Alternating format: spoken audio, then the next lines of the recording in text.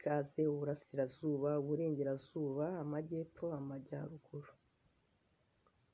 Twishimiye kongera kubana namwe.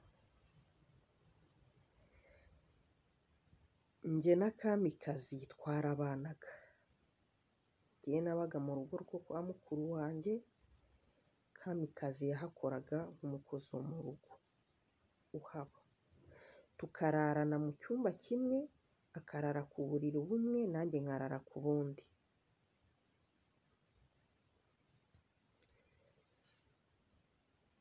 Kamikazi nta kibazo twari dufitanye. Nta kibazo rwose, twabanaga neza. Uretse ko abantu wenda rimwe na rimwe baba babibona ukundi, ariko twabanaga neza. Ubwo rero haje kugira umuhungu murumuna wa bosi uza kubana natwe, bamwitaga Selemani.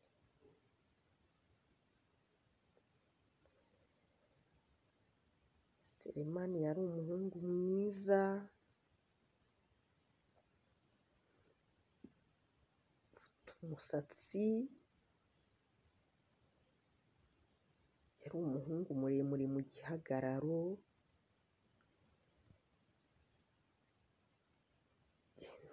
ntabwo yakundaga kogoshesha ubwanwa, ariko yari umuhungu useka neza, ureba neza, mbese yari umuhungu mwiza. Ubwo rero Selemani tuba aho ngaho, umutima wanjye ku bwanjye niyo nari gukunda Selemani. Ntabwo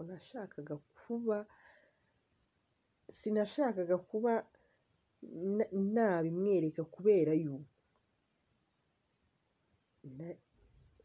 nari nzi uko mukuru wanjye ateye. Mukuru wanjye ntago, kubera yuko Selemani yari yarahaje aje kwiga, yigaga mu ishuri rikuru nderabarezi, ntago yumvaga haboneka ko ari njyewe wamubuza kwiga. Yumvaga ibyo bintu byagaragara nk'aho ngiye kumubuza kwiga.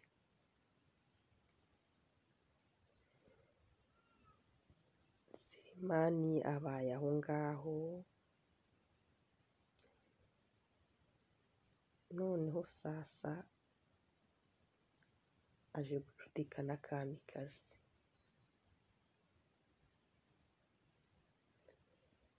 Kamikazi yajyaga ambwira ibintu byose, bigeze aho arabimpisha,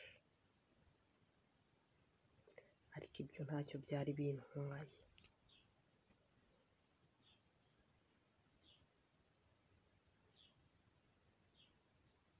Kamikazi rwose turabana gutyo, noneho bigeze aho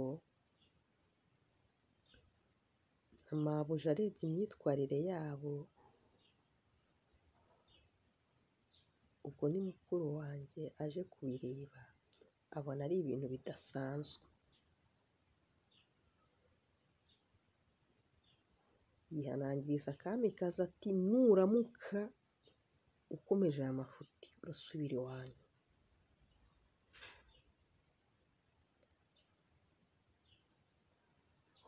Bikomeza kuba gutyo, Kamikazi abyuka yarize, agahinda kamwishe,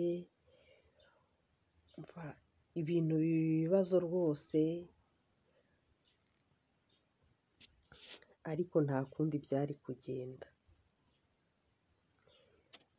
Murakoze rero, inkuru zacu nakagaruka.